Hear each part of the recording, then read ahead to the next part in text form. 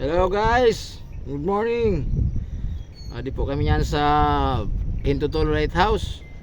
Yan o, medyo relaxing pero nakaka nervyos. Yan o, yan nasa Tuktok Lighthouse si Gino. Yan, yan ikot ha, ikot. Yan 360 buong Hintutolo Island. Yun, paikot siya, paikot.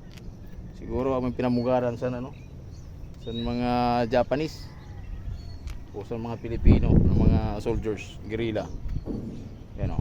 So overlooking 360 tanan na sakop sa island. Kita mo siya. Yan. So yan ang lighthouse. Ang ilaw pala sa taas. Okay, stop na tayo. Alright.